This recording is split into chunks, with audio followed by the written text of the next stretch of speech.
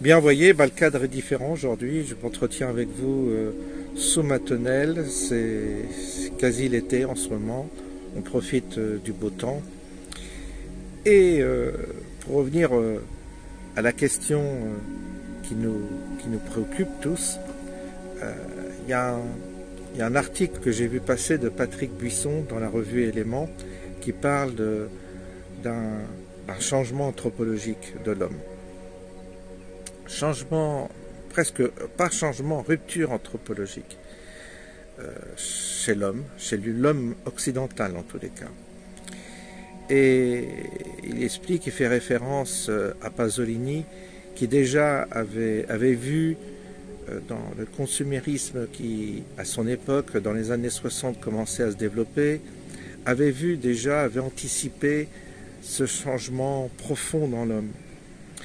Oui, parce que, alors Patrick Buisson, il explique que la société de consommation, l'obsolescence des objets, le renouvellement sans cesse d'une addiction consommatrice stimulée, là on stipule la dopamine pour justement alimenter ce besoin toujours d'acheter et de renouveler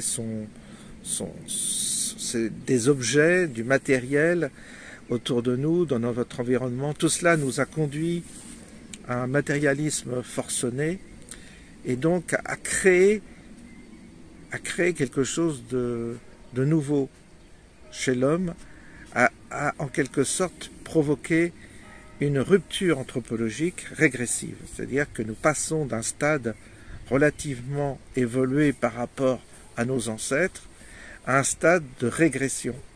C'est ce qu'il explique en gros, si je ne m'abuse, c'est ce qu'il explique dans son article. Et donc, oui, moi je pense qu'il faut prendre justement, je rebondis sur cette idée, car je pense qu'il faut prendre conscience que l'homme est en train d'être modifié presque génétiquement. Alors, on le voit avec le Pic-Pic, que ça a été déjà une entreprise presque chimique, je ne dis pas alchimique, chimique. On tente de modifier le gène humain, mais le principe, si vous voulez, de cette transformation, il est que l'homme s'est transformé intérieurement, s'est asséché sur un certain plan et a développé au bénéfice d'un autre plan. C'est-à-dire qu'il a épousé alors on parle de l'homme occidental essentiellement, hein, cette société dans laquelle nous sommes et dont aujourd'hui nous observons la crise. Et donc cette rupture est un changement de nature de l'être humain. Il s'est décorrélé intérieurement de son être intérieur, il s'est décorrélé, je dirais, de son âme pour épouser une forme de mirage, de miroir aux alouettes, pour épouser quelque chose après laquelle il court sans arrêt. Il est toujours en quête d'une amélioration de sa vie, de son train de vie, de son environnement, mais c'est une insatisfaction qu'il nourrit, et donc il est perdu dans une forme de quête matérielle où jamais il n'est satisfait. Et le moindre accroc dans le processus, tant que nous étions dans une dynamique de croissance, il y avait l'espoir. Et donc l'homme pris dans cette dynamique matérialiste, nourrissant un espoir, il continuait à vivre de cet espoir en quelque sorte. Et puis, la crise venant, et la situation étant ce qu'elle est aujourd'hui, il n'y a plus d'espoir. Et comme l'homme moderne, l'homme matérialiste, n'a aucune ressource intérieure, eh bien, il panique, il est en dépression, il déprime. Et donc, il a perdu la source il a perdu son orientation, je dirais, intérieure, qui le menait à une certaine source, qui pouvait le nourrir, qui pouvait l'habiter et qui pouvait le satisfaire. Au lieu de cela, il est devenu très insatisfait, ce qui fait que la plupart expriment leur insatisfaction, leur mécontentement, leur mal de vivre, parce que ils se sont éloignés de cette source qui, normalement, devrait contrebalancer, si vous voulez, la crise matérielle dans laquelle on est. Mais comme il y a eu une rupture anthropologique, et quasiment une rupture presque génétique de l'homme, il a vraiment, il n'a plus la possibilité aujourd'hui de se relier à l'expression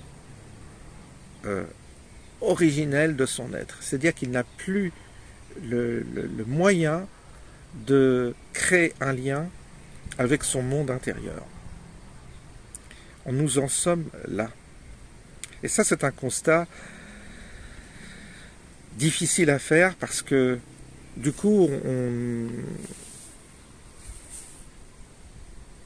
on n'a pas trop, nous non plus, on n'a pas trop d'espoir, si vous voulez, dans un renouveau ou dans une refondation ou dans une nouvelle société qui devrait, ou qui apparaîtrait comme ça par enchantement après ce qu'on appelle un cataclysme, un effondrement et tout ça. Puisque l'homme est vraiment en train de régresser, donc il est en train de perdre le contact avec sa source intérieure, il s'appauvrit terriblement et on le voit. Comment on le voit? On le voit à travers les arts. Vous voyez,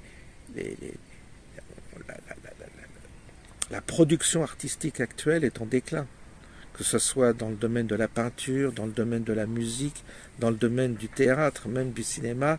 On voit qu'il y a un déclin qui est engendré et donc on revient, si vous voulez, à une expression, par exemple quand on voit le rap, tout ça, je donne une expression barbare, quasi animale.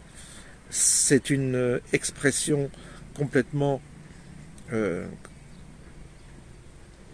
pas décadente, mais régressive de ce que l'homme, tout au moins l'homme occidental, avait réussi, et pas que l'homme occidental, mais nous, en Occident, on avait abouti à une expression artistique qui était raffinée. Et pourquoi il y avait ce raffinement? Parce qu'il y avait toujours cette source intérieure qui agissait à travers l'homme. Aujourd'hui, il y a une coupure, d'où cette rupture anthropologique. Et cette coupure, elle est manifeste. Et elle s'exprime, bien entendu, on la voit, on la constate, à travers l'expression même l'expression même de ces nouveaux humains qui produisent du lait au lieu de produire du beau. Donc nos villes deviennent laides, même nos voitures, regardez nos voitures, elles deviennent laides. Il n'y a plus de belles voitures. C'est-à-dire qu'il y a même là, dans la mécanique, dans une machine qu'est l'automobile, il n'y a plus de grâce. Il y avait des voitures qui avaient une certaine grâce, une certaine allure, qui avaient quelque chose encore dans le style. Aujourd'hui, même cela est devenu laid. Les voitures sont devenues franchement laides. Les couleurs sont laides. Les vêtements deviennent laids. Et tout est à l'avenant. La musique, je viens d'en parler, la danse, tout cela, tout devient barbare, l'expression d'un esprit barbare. Et pourquoi? Parce que nous sommes en situation de régression. Et cette humanité-là n'est pas en... Comment dire? Cette humanité-là, de bon point de vue, n'est pas capable de négocier un nouvel avenir, un nouvel âge, n'est pas capable de s'inscrire dans ce qu'on appelle une renaissance spirituelle. C'est donc la fin, et nous allons assister à cette fin de cette espèce qu'on appelle les hommes. Je pense que nous assistons franchement à la fin de cette espèce. Elle va, en régressant, elle va bien entendu s'auto-détruire, s'auto-mutiler. Elle va sombrer dans un chaos sauvage et barbare. Et de là, on fera le constat que c'est terminé. Que de toute façon, il n'y a pas de renaissance, en tous les cas, avec cette espèce-là. Il n'y a pas de renaissance possible. Mon hypothèse, c'est qu'il y ait peut-être, je dis bien, une passerelle. Et que cette passerelle soit possible pour quelques-uns, pour quelques personnes encore intériorisées, avec encore une vie intérieure, avec une disposition, je dirais, intérieure. Il est possible que cette passerelle existe. Mais ce sera une passerelle qui sera une forme de passerelle vers la métamorphose d'une nouvelle espèce. Cette espèce-là, elle est, à mon avis, définitivement perdue, et il y aura peut-être, je dis bien, l'expression, un glissement, une mutation pour certains, j'appelle ça une passerelle, qui le fera évoluer. Pour certains pourront peut-être évoluer, ou tout au moins se métamorphoser dans quelque chose d'autre qui ne sera plus semblable à ce que nous connaissons actuellement. C'est-à-dire l'espèce humaine telle que nous la connaissons, elle est condamnée.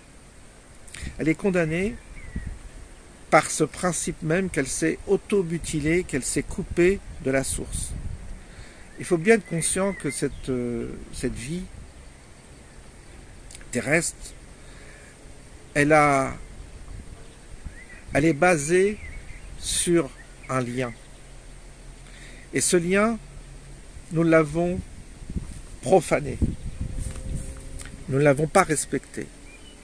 Et ce lien, à force de le profaner, nous l'avons éliminé de notre vie et nous ne l'avons pas transmis à nos enfants. Ce qui veut dire que les générations qui viennent seront totalement coupées de ce lien-là, puisque les parents n'ont pas réussi à transmettre cela. Ils l'avaient plus ou moins consciemment, mais ils n'ont pas pris la mesure de l'importance de ce lien. Et je peux vous assurer que tout ce qui semble être généreux, comme toutes les idées progressistes, les idées des écologistes qui pensent sauver la planète, etc., tout cela va s'effondrer parce que tout cela est bâti sur un mensonge fondamental, c'est que nous n'avons absolument pas les moyens ni l'autorité pour sauver quoi que ce soit dans cet univers, ni sur cette planète. Nous avions simplement à sauver ce lien qui nous reliait au principe même de l'existence de cette terre et de cet univers. Et comme nous nous sommes coupés de ce lien-là, nous allons devenir orphelins et nous allons nous dessécher intérieurement et extérieurement. Ça prendra l'expression de personnes déambulant comme des zombies, vides, sans expression. C'est ce que nous commençons à voir autour de nous, en nous baladant dans les villes, en nous baladant un peu partout. Nous voyons des êtres totalement vidés de leur âme, vidés d'une expression qu'on appelait autrefois humaine. Aujourd'hui, ils sont dévitalisés de l'intérieur et ils sont incapables de transmettre le bonheur. Ce sont des êtres déshumanisés. Ce sont des êtres totalement désanimés et en même temps dans lesquels on a extrait cette source qui donnait à la vie cette valeur, cette joie de vivre parfois, cette dimension que nous avons perdue. Beaucoup quand même sont conscients de ça. Ils ne l'expriment pas de cette manière-là, mais le constatent. Beaucoup actuellement sont dans la tristesse, dans la résignation. Et puis d'autres, pour contrebalancer, disent non, non, il faut espérer, il faut espérer, il faut espérer. Mais ils disent il faut espérer parce que ils ne peuvent pas se résigner. Ils n'ont pas en eux cette force une forme de résignation. Mais c'est là le constat du jour, c'est que nous sommes vraiment face à un croisement, à un chemin dans lequel il y a un carrefour, et nous voyons bien que ce choix, que ce croisement devant lequel, ce carrefour devant lequel nous sommes, indique plusieurs directions. Beaucoup vont choisir la direction religieuse, la direction idéologique, ou d'autres la direction de la jouissance, en cherchant toujours de nouvelles jouissances, de nouveaux plaisirs, le divertissement. Il y a l'autre chemin, l'autre indication qui est simplement d'aller retrouver et d'aller entretenir la source qui est en nous, l'entretenir simplement. Et entretenir la source, c'est sauver une relation que nous avons avec l'invisible, et cette relation-là, nous serons très peu à la choisir comme direction, parce que c'est une direction ascétique, c'est une direction d'une certaine forme de renoncement, et c'est une direction très dure, très difficile, parce qu'elle implique notre métamorphose. Elle implique vraiment de notre part une modification même de ce que nous sommes, de ce que nous croyons être. Mais en même temps, nous sommes des pionniers peut-être, et peut-être que nous sommes des pionniers, et peut-être que c'est la seule aventure qui reste, c'est cette aventure-là. C'est-à-dire c'est l'aventure intérieure, celle qui consiste à faire le choix de muter vers une espèce nouvelle qui, elle, retrouvera et sera reliée à l'esprit qui anime cet univers et dont nous sommes pour l'instant séparés, voire orphelins. Voilà un peu le fruit de ma réflexion de ce jour. Je vous souhaite une bonne journée et je vous dis à bientôt sous ce beau soleil, il faut dire.